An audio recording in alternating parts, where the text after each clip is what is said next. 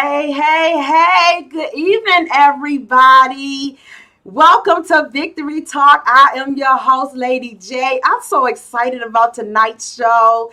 I know that it's been a beautiful day and you guys have just enjoyed the weather and you're getting situated and settled down. But I want you just to take a few minutes and just text somebody, tweet somebody, call somebody, email somebody, shout out Victory Talk is on, and come on and get yourself situated and let's just have some chat. It's going to be an awesome show tonight. We have some powerful guests. Our brother Chauncey has been with us before. Chauncey the trainer has been with us before. But this other young lady, this sister that I'm going to share with y'all tonight, man, she got a powerful story. Her testimony. Woo! I mean, I knew a little bit about her through Shay Brown because it's our Fit for Life segment. But what I've done in my research and my background and reading her bio, this sister, woo, is she powerful. So I'm so excited to be able to share with you her tonight. But before we go into, I'm not even going to tell y'all who she is for those of you who don't know. I'm not going to share it just yet. I want to do some house cleaning. So tonight we are opening up our toll-free line that you can call in. You can ask questions. You can chat. You can, share, ask Chauncey any questions, ask our special guests any questions, or share with them. So tonight our toll-free chat line is 978-990-5014. The access code is 502-6048. And our producer is over here and he's doing stuff for me. And I'm going to ask him if he can type that in for me when he gets a second. But once again, just to make sure that I didn't go too fast, I'm going to repeat it again because I know Lady J can talk a little fast sometimes. 978-990-5014, and the access code is 502-6048. You got it? Awesome. All right, so let's go. Tonight, our special guest is a mother. She is a bodybuilder. She is a fitness trainer. She is a HIIT instructor, and an online fitness coach. I'm trying to tell y'all, this woman is can I share your age? Can I share? Okay. She is a 50-year-old bodybuilder. She is phenomenal, and she looks amazing. I didn't get her permission to share their pictures before her before picture, but I did see some of her before pictures, so I can't share that with you, and I wish I had gotten her permission. But her before picture, I was in awe of where she was and where she is. And I can only imagine, what she went through on her journey. Lisa Maria, a 50-year-old bodybuilder. I am inspired by you. I stand in awe. When I tell you the sister's story is, you will be, I'm going to let her share it, but you're just going to be in awe. So without anything further, and before we bring up Lisa Maria, let's just jump over to Chauncey the trainer. Come on, producer, jump over to Chauncey the trainer. Chauncey, say hey to everybody and share whatever you want shared before we get into. Happy to be here again, and I'm happy to listen to Lisa's story this evening because I know she's going to bless the listening and the watching audience with unbelievable testimony. So without any further ado, I want to hop right to Lisa so we can bless this video and bless the mic. All right now, Lisa, sis, you had folks on the line before we even got on air, okay? So we have online with us already Stephanie, we have Jay Thomas, and we have Winnie Hopkins. Winnie, you there? Yes, I'm here. All right. So, sister, you already got some folks online. So, come on, Lisa, share with us, share with the viewers. Tell us about Lisa Marie. Good evening, everyone. Again, my name is Lisa Maria. I am 50 years old. I'm a mother of two. I have two daughters, ages 31 and 20. I'm going to start with my journey, how I got started into bodybuilding. I started out in 2015. I've always been active. I've always, did 5Ks, running and everything. So I wanted to take it a step further because hypertension, stress, anxiety, stuff like that runs through my family. So my brother, around many years ago, he had got diagnosed with diabetes, and he was suffering from diabetes and died at a very young age of diabetes. So I knew that I did not want to get sick. So I had to take control over, my life. So I researched trainers and in gyms and got me a trainer, started working out with a trainer and everything. And it was real difficult. It was hard starting out, because starting out back then, I was 230 pounds. And nobody even thought that, they didn't even believe that I was that heavy. And I think because I carried the weight so good, because I was still active in doing things before I went into bodybuilding. So I went into bodybuilding, started working out every day. And my life was not balanced. I was all over the place.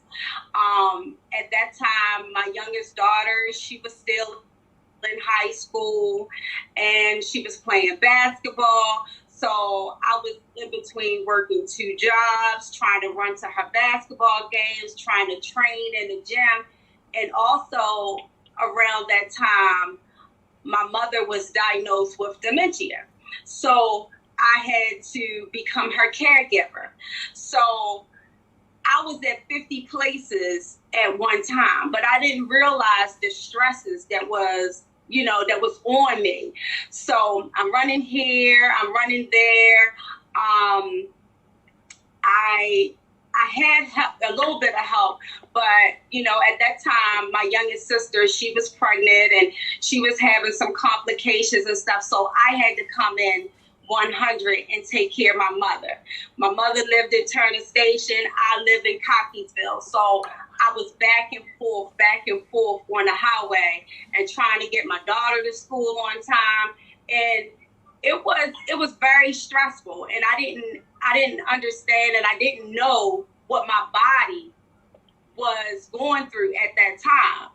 And I wasn't sleeping because, I had to put my mother to bed, get up at 4 o'clock in the morning, start getting her breakfast together, her lunch together, wash clothes. I was just doing so much with so little help. And long story short, I had a stroke. I had ended up having a stroke behind all of this. And I didn't feel anything. I didn't feel nothing. I didn't even feel it coming.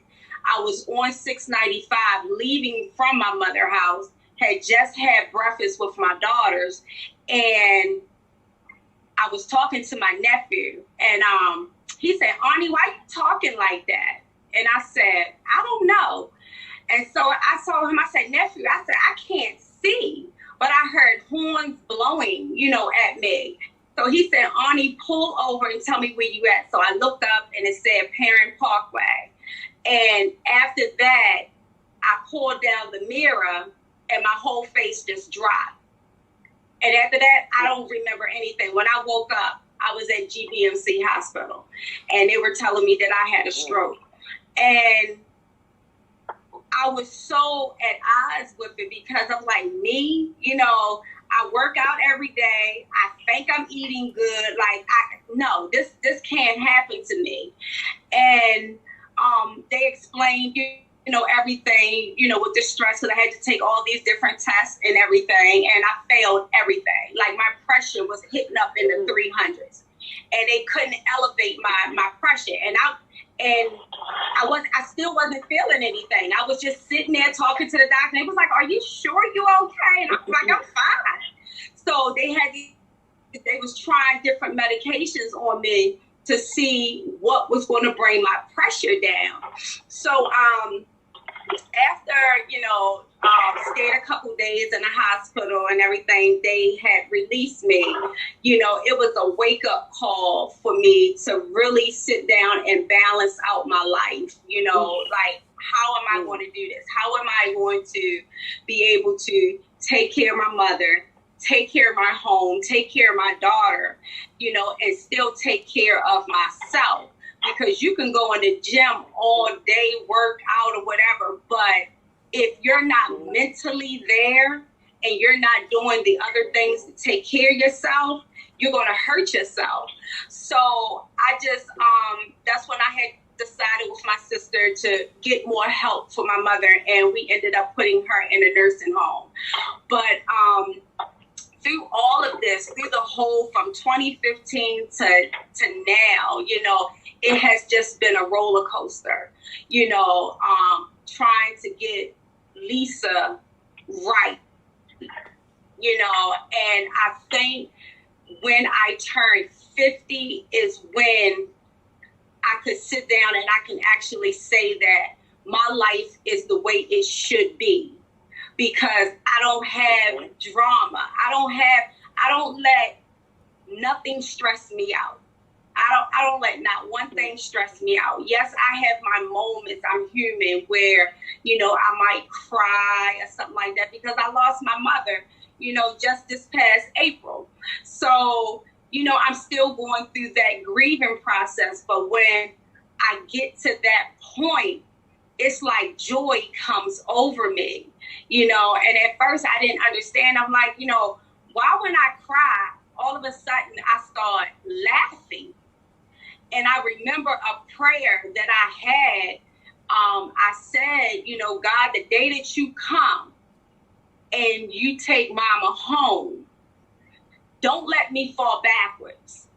Allow me to keep moving forward so I can be able to help other family members and myself.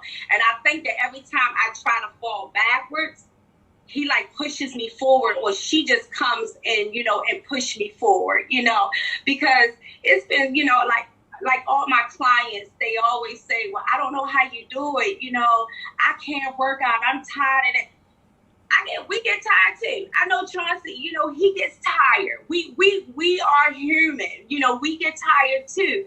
But when you have a goal and you are on a mission and you know what you want and you have a passion for what you're doing, you're going to keep on going. God is going to give you that strength to just keep it moving, and you're going to be able to know how to balance out your life.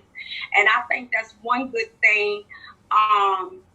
He set my army up of individuals that's in my life. You know, he directed me to Chauncey when I needed another trainer. And Chauncey not only is our trainer, like, he actually have conversations with you. Whereas though I've seen trainers in the gym, they're telling, you know, their clients, do this, do this, do this. And next thing you know, they out the door. But he has personal conversations with you, one-to-one conversations with you. And he not only teach you about, you know, bodybuilding and working out and stuff, he teaches you about other life experiences, you know, life things that we need, you know. And I try to do that with my clients, you know, as well, you know, because it's rough. It's really rough. So that's a little bit. So let me ask, well, before I ask a question, let me ask you this. So it sounds like you didn't have any prelim symptoms. It sounds like you didn't have anything that led up to this stroke. It sounds like you was already, you know, eating healthy and working out. I didn't have no symptoms at all, no blurry blurry vision, nothing. I mean, I think because I was under so much stress and I was just like a robot, I was back and forth, I may have had some symptoms and didn't know it.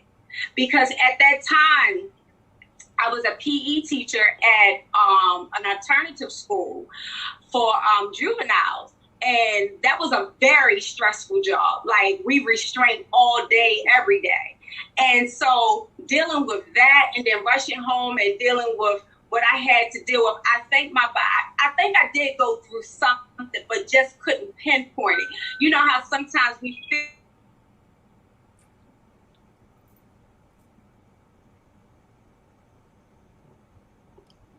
Lisa, we lost sound with you. So try to fix that, and then, but in the meantime, I'm gonna jump over and we're gonna hear from Stephanie. Stephanie, did you have a question or a comment? Well, I used to work out with Lisa. I'm her old coworker, and she still keeps me in the loop of things. But when I hear her story, I feel like, my schedule and everything. I'm an advocate for working out, but I just can't seem to find the time because I am working a full-time job. I've got a part-time job, and I am trying to finish up an internship that does that seem, I'm going to finish it, but it's just hard right now. So my goal is to not work 2 jobs. Once I finish my internship, I can, scale back. But I do want to try to get myself back into the groove of things and working out. But, her story seems a little similar to mine as far as the schedule goes in terms of doing all these things. It's just being all over the place in a sense of just doing what I'm doing. Lisa, did you hear from Stephanie? Could you hear Stephanie?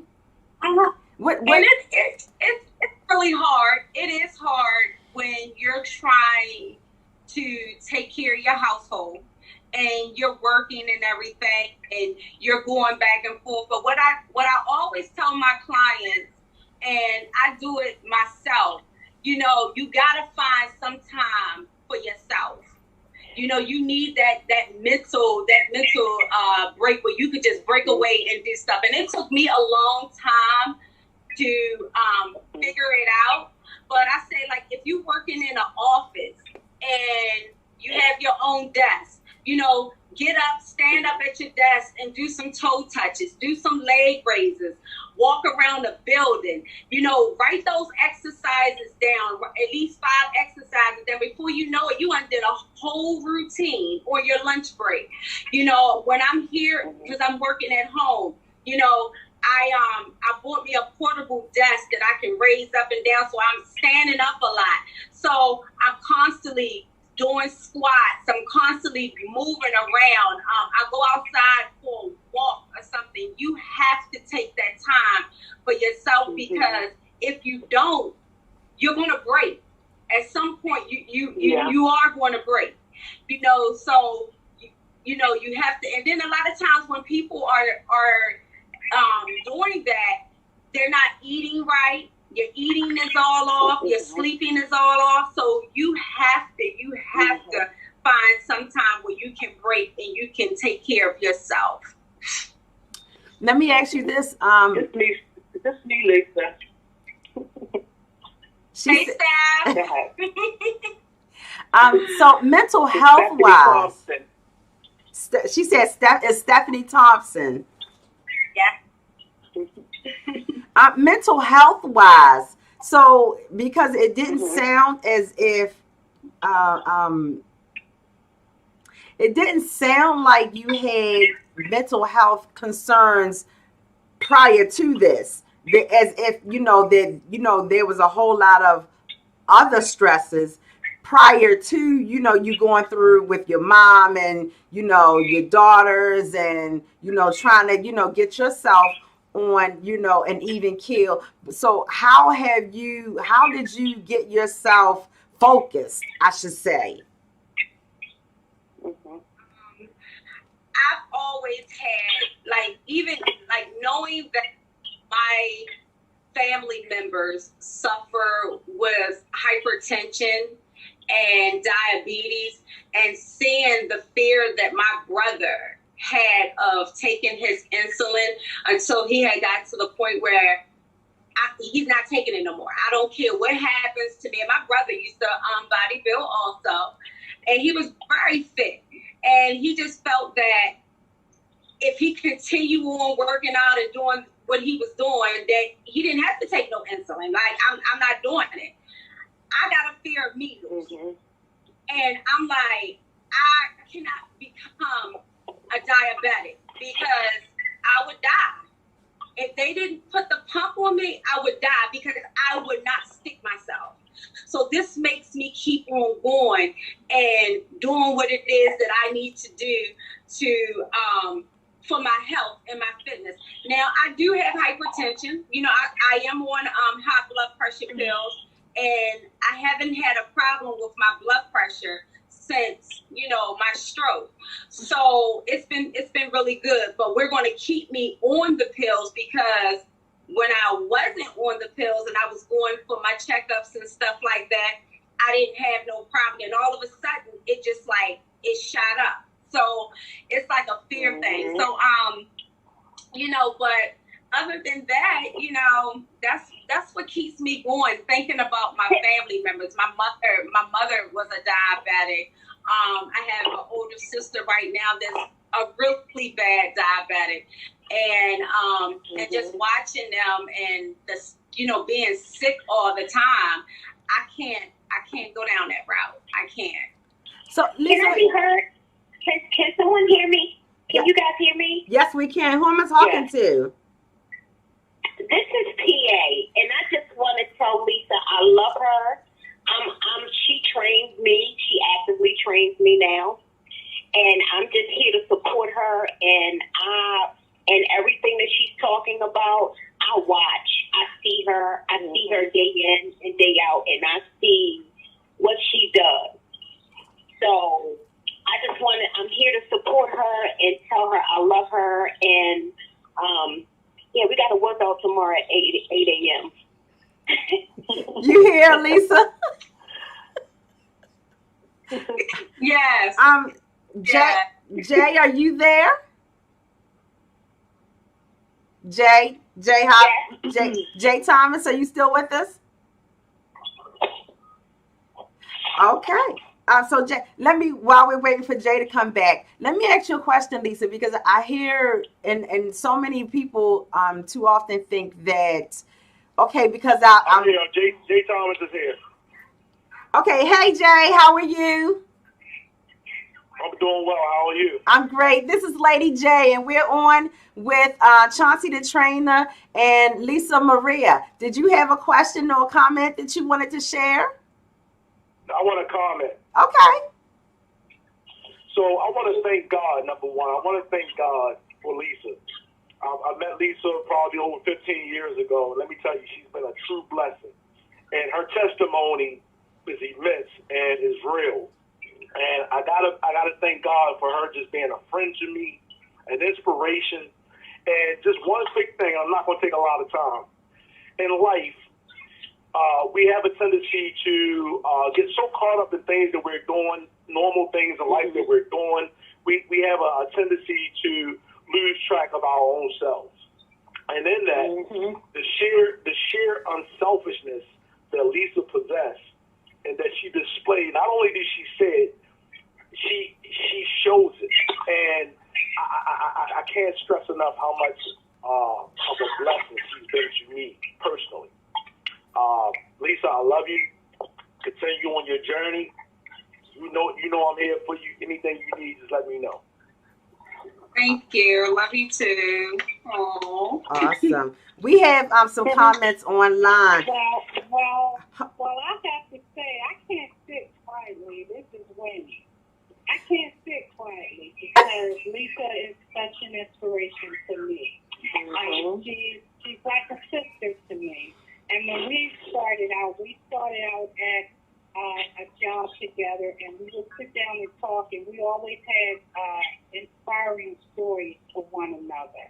And I remember her when she started out on this journey. But I want to say to you, Lisa, we had similarities in our lives when it came to our parents.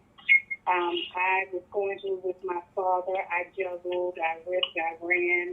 And I'm just inspired by your ability to press forward, because I wasn't able to press forward when I lost my father. I dipped down, but I'm going to say that the blessing was, I kept saying, I got to get myself back. I've always had good self-esteem. I always took care of myself, but things went left, and I got a little out of control. And I remember reaching out to you, Lisa, and you said, whenever you're ready, I'm here. And I just think that God is just so amazing, because he used you to call me or to send me a text the other day. And when you sent that text, it came in the nick of time, because I was just sitting here saying that I need to get myself back out there. I got to take me back. I got too much to live for, and I just want to get out and on my feet. And Lisa sent me a text message telling me she wanted to see me in class. So I'm committed to attending that class, because she's so inspirational. I think she looks stunning, and this is a new health. This is going to be a new healthy kick for me. It's not going to be just for me to lose weight. I'm just going to get back in it because I want to live healthier, and I'm going to do that through Lisa. So I just wanted to tell you that you're inspirational, and I love you very much, Lisa, and I'm going to support you in everything that you do. Thank you. You guys are awesome. You guys are awesome. Lisa, I have a couple comments online that I want to share. We have a Victoria Green online, and she says, how do you find time to incorporate exercise in your daily routine? I think you mentioned that a few minutes ago, but if you want to share that again so that others may hear it. Lisa? What I normally do, how I start, I'm going to tell you how I start off my day. My job, I do social work, so I work from 8 a.m. to 4 p.m.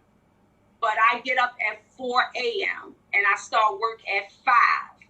So days that I have to go and work out and I have to be in the gym, like say with Chauncey at 5:30, I go, do what I have to do, get up at 4, do what I have to do with him, and then I come back and I continue out with my day. My day is routine. You have to sit down and you have to organize how you're going to be able to complete your whole entire day. And like Jerry, he would tell you, like, I'm on point with everything. Like by 10 o'clock, I'm taking my lunch break at 10 o'clock because I'm getting ready to head to Fort Washington and go and work out with my trainer out in Fort Washington. I could get back at 1:30. I run in here, I sit down at the computer, and I'll work until like 8 o'clock at night. So, you know, I'm still being a robot, but by 9:45, I'm in the bed. 10 o'clock, the lights are off. I'm done for the night. I do this every single day. And like I said, you have to sit down, you know, on a Sunday when you don't have anything to do and just figure it out. Like, how am I going to start my day? Like, I know that I have this to do and this to do on this day. So how am I going to be able to take care of myself? And taking care of myself means that I got to get up an extra 2 hours early to get my workout in. That's exactly what I'm going to do, because people say all the time, oh my God, I seen y'all working out at 5:30 in the morning. I would never. Okay, that's what I have to do to live. And if I go to the doctor and the doctor saying, if you don't do X, Y, Z, you're going to die. Trust and believe. I'm going to do it. I'm going to get up at 3 o'clock in the morning and be in the gym. I might be a little late, but I'm going to get in the gym early and do what it is I have to do. So you got to have that determination. You got to push. You got to push yourself. Yes, it's getting cold outside, those some second layers on and go out and do what it is that you have to do. But you have to sit down and figure it out how you're going to balance yourself and keep it going every single day, because my schedule never changed. And I got a little side job. Mm-hmm. So sometimes I go to my little side job at night. So, I just have to, excel and do what it is that I need to do. Now, and then she also has another question. Another question. She says, with the fear of watching your family and their illnesses, do you question why you have high blood pressure, especially with you doing all the right things? I think the high blood pressure actually came on. Well, let me start this. Within my life and in everybody's life, we all have dealt with some type of traumatic experiences, and I have had a lot of stuff that I have been through in my life. From, I've suffered depression, anxiety, physical abuse, mental abuse, loss of loved ones, you name it. I mean, a divorce. I mean, like a lot of different things. And, and in dealing with, all of that, we keep stuff just bottled up inside of us. And we go to the doctors, once a year, you get your physical or whatever. Okay, you go to the doctors, get your physical. Your pressure may be good that day that you go in there, but who's to say the next day or whatever, your pressure day. So what I'm saying is, I may have had some issues going on with myself, and I'm pretty sure I did. I was 230 pounds, and I'm only 5'2", so I was thick. So I'm pretty sure that I did have some things, but because I was always moving around and I'm just busy all the time, I couldn't pinpoint the symptoms of it. And yes, right now I'm feeling fine at 50, no aches, no pain. I'm doing more than probably any 50-year-old probably can do, or 21-year-old can do. But because I had the stroke and my blood pressure was that high, I choose to stay on the medication. I choose to stay, and it's not going to hurt me. It doesn't hurt me getting up and taking one pill. What's one pill? It's no harm, for that. I eat right. I eat plant-based. I'm a pescatarian, so I know that I'm healthy, so I hope that answered her question. Did someone, hello? Hi, caller? Okay. I thought one of our callers had something they wanted to share. So let me ask you this. How was recovering from the stroke? And as you recovered, did your blood pressure go completely down? Or, did your blood pressure, reach a plateau and, that's, you use the medication to help you keep it stabilized? Okay, you're going to think I'm crazy when I say this. So the day that I got out the hospital, I had went to my mom, and my mom didn't know what had happened. Nobody told her where I was at. She just thought I was home. So when I got to her house, she said, "Where you been? You been home? You been gone a long time." So I had, sat her down and I had told her, what happened to me and everything. And she had, she cried and she said, it was her fault because I'm doing so much. And I was like, no, it's not your fault. So I started changing my clothes. So she said, "Where you going?" I said, "I'm going running." She said, "Are you serious?" She said, "You just got out of the hospital." I said, "And I'm going running." So I ran from her house all the way down to Merritt Boulevard. It was just like I couldn't stop running. And the doctors told me, "Go home and rest." But but I was like, it's something was just telling me, no, you don't need to rest. You can keep on going. I ran from her house all the way to Merritt Boulevard, and I just kept running. Then I turned around and came back. I ran like that day probably like 6 or 7 miles or whatever. But the recovery for me was smooth. You know, I kept up with my appointments with my doctor. My pressure was elevated. Of course, you know, I incorporated, you know, fish oil pills and apple cider vinegar, you know, little stuff that they say will help you, you know, with, you know, certain things. But it was fine. I didn't have, now I will say that the memory part, sometimes, you know, I have to I be looking like this because I'm trying to figure it out, you know, and that's kind of a little delay.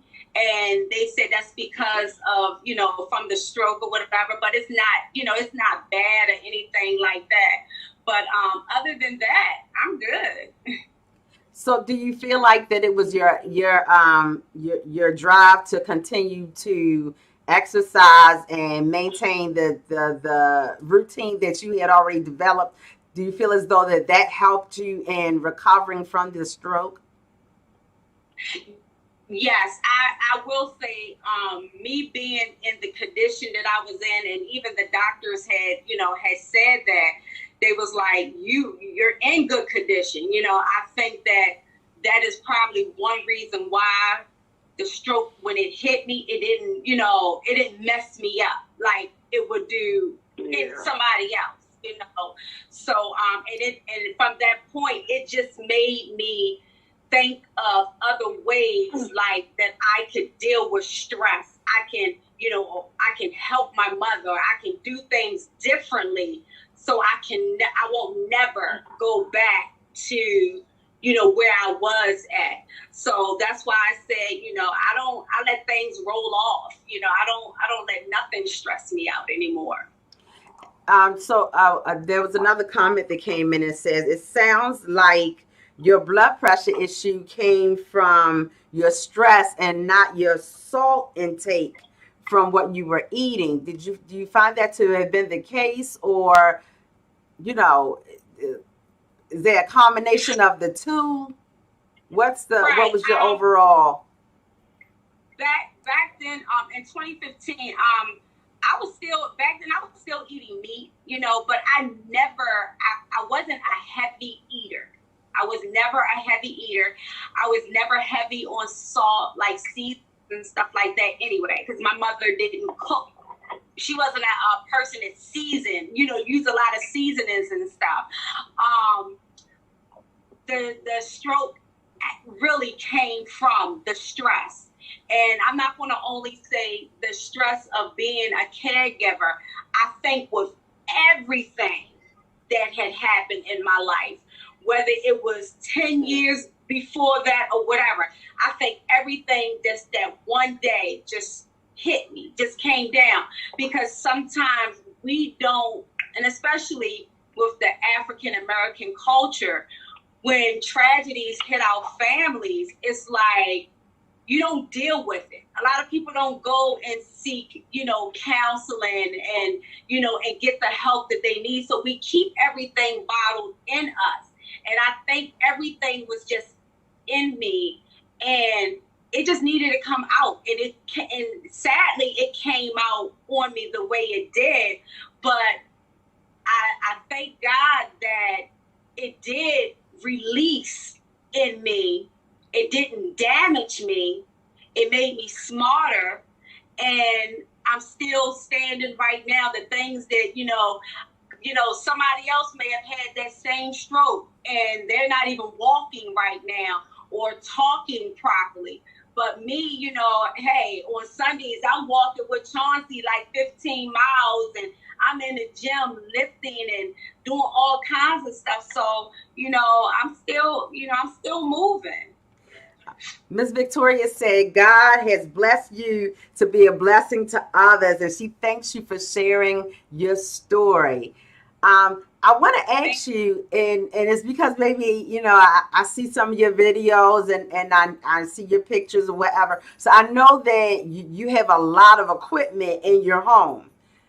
How do you incorporate? So you have you work out with Fit for Life, you work out with Chauncey, you also a trainer yourself.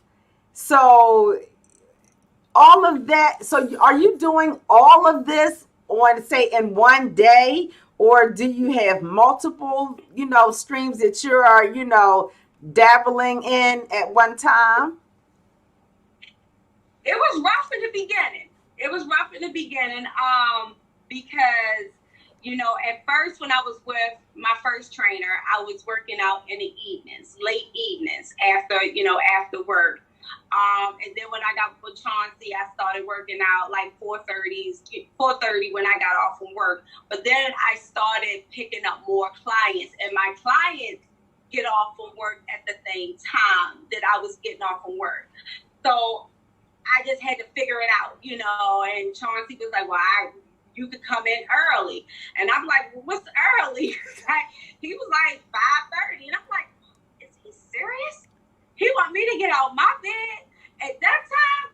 But then when I did it that one day, I continued, and it was convenient. It was convenient for me to work out in the morning, and then I can dedicate myself to my clients at 5 o'clock when they get to my house, or I meet them at their gym or whatever. And like right now, with COVID going on and everything, Zoom has been a blessing because it didn't affect my business at all. Actually, I got more clients, gravitating towards me because they want to do the workouts on Zoom and stuff. So, I just, I had to sit down once again and say, okay, how I'm going to do these classes? All right, 3 classes. All right, Monday, Wednesday, and Friday in the evenings. I know that I can't do nothing on those days at 6 p.m. to 7. So my workouts with Chauncey, like I said, is early morning. It doesn't affect nobody. But my workout with my other trainer in Fort Washington is 11 a.m. to 12 noon. It still don't affect my clients, but I just take my lunch break because I can flex my time. I just take my lunch break, go do what I gotta do, then come on back home. So let's talk about let's encourage our new beginners, those who are just getting up off the couch, just saying, okay, I need to do something. What would you encourage them to do to get started? They've lived a lifestyle of, couch potato, or, just going to work, coming home, cook dinner, take care of family, whatever. And they've decided, I need to do something to, do better for myself. I need to shed some pounds. I need to be, get off some of my medications. What would you encourage them to do? With some of my clients, I would say to them, and some of them, some people would look at me and be like, why did you say that? I asked them, do you want to die? Do you want to die? Get up, walk around, don't give up on yourself, because I just told a person yesterday, diabetes, high blood pressure, high cholesterol, strokes, heart attacks, they don't discriminate. They will jump on you like a thief in the night. You got to get up and move. You have to really be your own motivation to want to live. And I stress it to my clients. I stress it to my family members, that's suffering with diabetes. Like, do you want to die? The doctor's not going to put it like that, but I'm going to put it like that because I've seen individuals suffer, from that. If you got steps in your house, walk up your steps, go up, come down. You brushing your teeth, do leg raises. I mean, it's things that you can do right there in your house to start off. People say, well, I can't afford a trainer. I can't afford a gym membership. You can afford anything you want. We find money to afford anything that we want to buy, whether it's a handbag, hair, eyelashes, a new car, or whatever. But when it comes to taking care of self, people they want to shortchange. Why do you want to shortchange your life? You know, I want to live until God come down here and take me home. So therefore, I'm going to take care of my temple, do all that I can do for it, and live. Because if you go outside right now and your car don't start, and you get it towed to the mechanic, and he said $2,500, and your doctor told you yesterday that you got to go pick up your high blood pressure pills, which one do you think they're going to do? The individual going to do?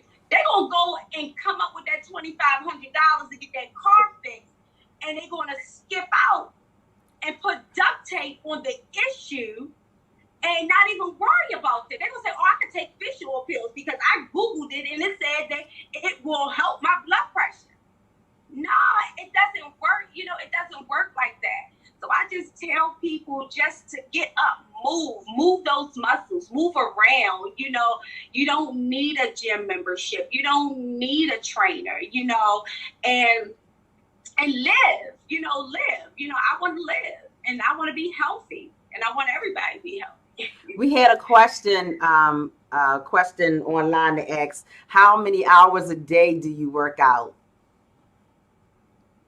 When I work out with my trainer, it's only for 1 hour. But if we're like really working on something, it's like right now we're looking at, we say it's crunch time. And because I'm in a competition in May of next year.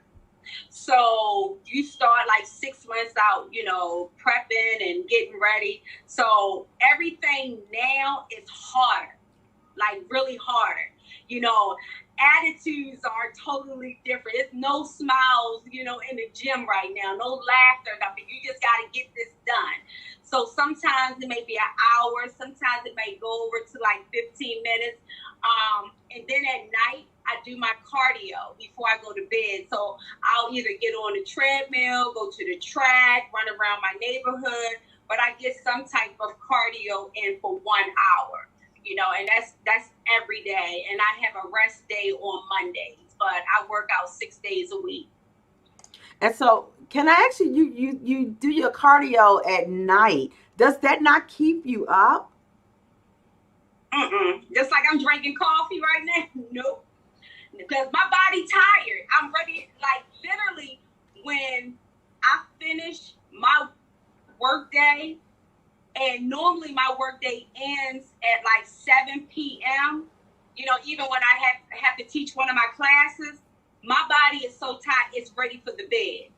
And I'm so, like I said, I'm so routine. I get my green tea, I go upstairs, I take my bath, and I'm in the bed, you know, by 9:45, lights out at 10 o'clock. So nothing keeps me, you know, it keeps me, you know, from getting my sleep because I need it. Another comment was the hardest thing is to get started. What do you suggest? I know, you know, you just gave the talk on do you want to live? But how many times, you know, do people hear that? But that's not quite yet. They say, yes, I want to live, but I just don't know where to start. I think that a person needs to sit down and actually decide what is it that they are looking for. What are you trying to do? Make some goals. You know, I'm not big on goals because, you know, every time I will write them down and stuff like that, if I end up not succeeding at them, you know, I go all crazy and stuff. But sometimes goals work for people. You know, sit down and figure out exactly where you want to go at. What type, how much weight do you want to lose? You know, give yourself, say, okay, this is January. by September, I want to be down 20 pounds and stuff. And then once you figure that out, if you need a trainer, because a lot of people, they need a trainer. And I told someone today, I'm not a nutritionist. You need a nutritionist. You know, somebody that can get you on the path that you need and need to be on and monitor you. And sometimes people need that. And I tell them, go get a trainer, go get a nutritionist, research these things, but also keep in mind, we're not cheap. we're not cheap. You're going to pay for what you get. And a lot of times people say they don't know where to start and they don't, you know, they go back and forth because they don't want to pay the money. They don't want to pay the money. So you have to just keep in mind that, okay, if I need this extra help and stuff, I'm going to have to give up something to be able to afford this over here. And health and fitness, you should never, ever shortchange that. Never shortchange that. So I would just tell a person, yes, you know, make out your goals of where you want to, you know, be at in 5 years and how much weight you want to lose, and just get up and go for it. Chauncey, do you have anything you want to comment tonight? You're quiet, sitting up in the cut. I'm just sitting there listening to Lisa, but as it relates to how do you get started, you have to be selfish. You have to be selfish with your time. You need to find a time and a day that you can commit to yourself, to your exercise. Typically, we get up for two things. One, to go to work, the other to go to school. You need to get up, find the time. If you can get up for those two things, get up and exercise. Mm-hmm. You can go in circles trying to think of the right day, the right time of day, the right at the weather. Choose a time that you can commit to. If it's 5 a.m., then it's 5 a.m. If it's 7 p.m., then it's 7 p.m. Once you've committed to that time, then you try to find out if I can do it at least 2 to 3 times a week. Commit to it and then just begin. The easiest way people can tell you, and most people, is to start off with maybe 15 or 20 minutes of exercise. If it's not any specific comprehensive exercise, then go for a 15-minute walk. The next time you commit, go for a 20-minute walk. But the most important thing is to commit to a day. I got one little thing to say. 12 years ago, everybody wanted Michelle Obama arms. Remember, everybody wanted Michelle Obama arms.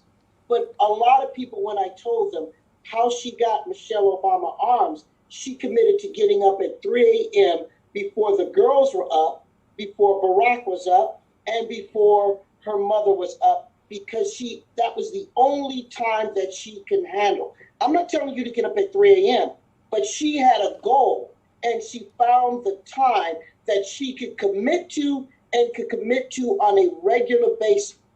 So you have to find the time that you can commit to and that you know that you will do. If Lisa or I tell you 5 a.m. or 5 p.m. and you can't commit to it, we're not going to have a successful training session. You're not going to be successful.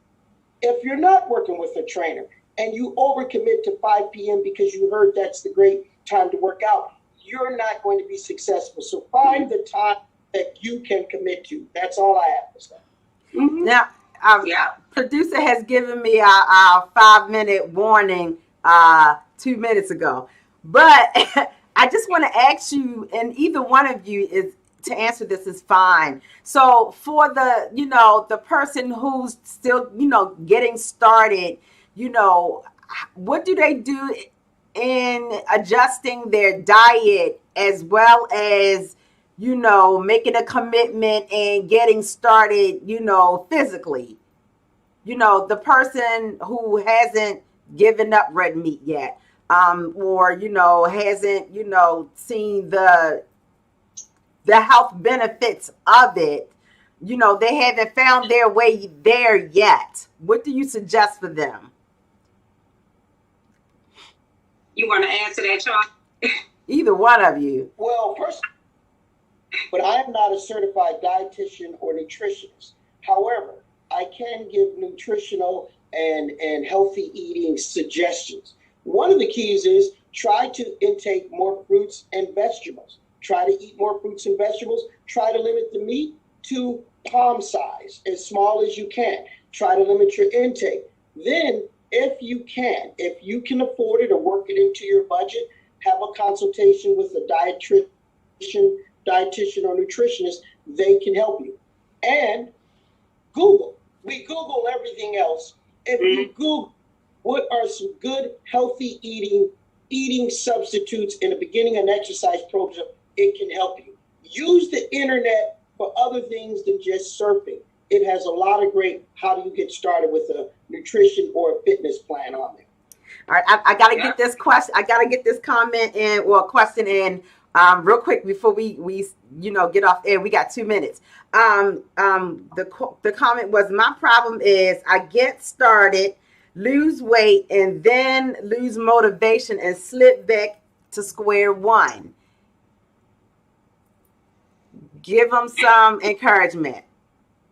You gotta keep moving. A lot of times, I get a lot of women that come to me and they just want to lose 5 or 10 pounds just to get into that outfit or just to go to Miami or something like that. You have to keep moving. You have to look at it as a lifetime goal and not just a 5-minute goal. Just keep moving. You look beautiful. You're looking in the mirror. You have lost your weight. Okay, I want to look like this or better 5 years down the line. I want to look like this or better 10 years down the line. So just keep, I always tell people, always look in the mirror at yourself every morning, at yourself, and embrace that. And just keep moving. Don't give up, because you always want to look better than you looked on Tuesday and then when you looked on Wednesday. Chauncey? I agree with what Lisa said. I agree with what Lisa said. All right. Well, that would be our final question for the night. Callers, did you have anything before we shut the door? I think our callers are all gone. I'm just going to tell you, Lisa, I can't wait for Monday. I don't have anything else. I'm excited about Monday, Lisa. It's Winnie. Okay, I can't wait, Winnie. Winnie, she gonna remember you said that. She gonna remember you said that. She gonna be like, you said you couldn't wait. Look, I gotta take a little with the sweet. I'm ready. She said she ready for you, Lisa. All right. What's that, Chauncey? She's ready. Winnie's ready. She said she ready. She ready. All right there. I'm inspired when I see you guys out at the park on Saturday morning. Yes, it is. It is inspiring. It absolutely is. It is truly inspiring. It's real inspiring, but y'all don't look out there for me. I keep on with my treadmill. I just keep on getting it in up in my house. All right, that is awesome. Okay, y'all. So that is our show for tonight. This has been truly exciting. Lisa, when you get an opportunity, go back and look at the comment threads, their comments. There's, people saying thank you. They appreciate you guys and having this conversation. And thank you for sharing your story. We just so appreciate you sharing your story tonight, your journey that you have. I won't say that you've gone through, but the journey that you're on has been inspirational to so many, and it's helping so many. So continue your journey and continue to share, because your light that you are shining on what you have gone through is going to help somebody and be a blessing to somebody else. And that's what Victory Talk is meant for. We are here to help empower, encourage, and to help lift one another up. Chauncey, I thank you. I thank you so much for joining in the conversation tonight.